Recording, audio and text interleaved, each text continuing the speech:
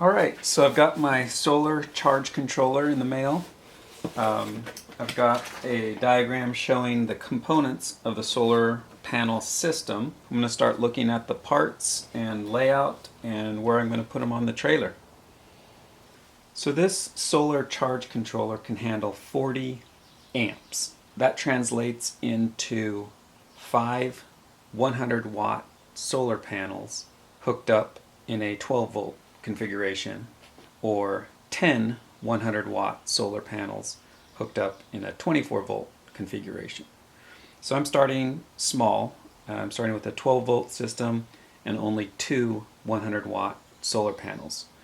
So you can see I have quite a bit of room to grow in the future. So this is where I plan to put my components. So a lot of times it's best to place them close to the battery. So I'm going to go ahead and grab the components in the diagram and see where I want to install them. So the solar charger came with this remote meter. So I'll install this inside the trailer. So to install this solar charge controller, we need to decide what type of support we need. This plywood here is too flimsy, so we either need to put a piece of plywood there or maybe another ledger. This is about 1.5 inches thick, so I think I'm going to go ahead and install another ledger. That'll give this plenty of room for the cooling fins to do its job, so have plenty of space behind there for cooling. Alright, so let's cut that piece of wood.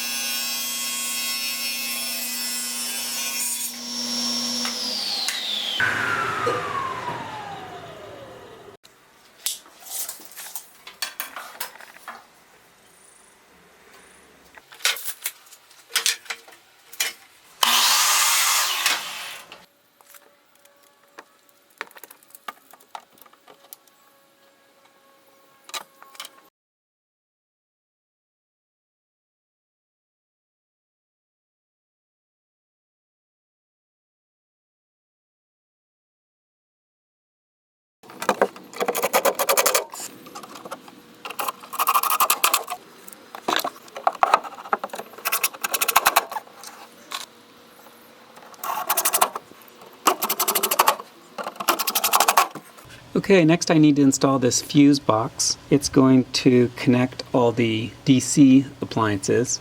So it uses these flat style fuses. So I can either install this on this lower rail or the top rail. And I think the top rail is going to be a better choice just to keep the wires up higher and farther away from maybe possibly using this area as a storage in the future. So I need to cut a little piece of block to connect the bottom portion of the fuse box.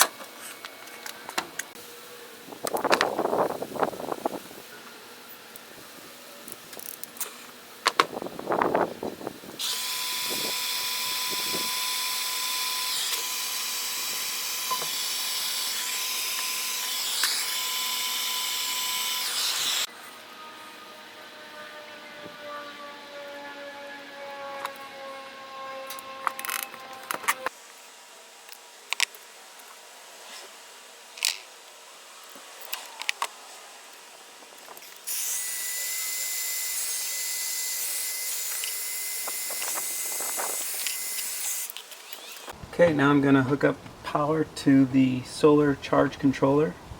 This is the positive side. So this solar charge controller comes with a battery temperature sensor. Go ahead and plug that in here. And then we have to put the sensor on the battery.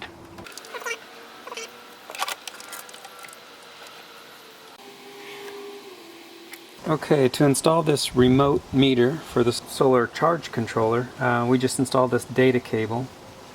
Plug it into the charge controller, and then we'll mount this on the inside and plug it in.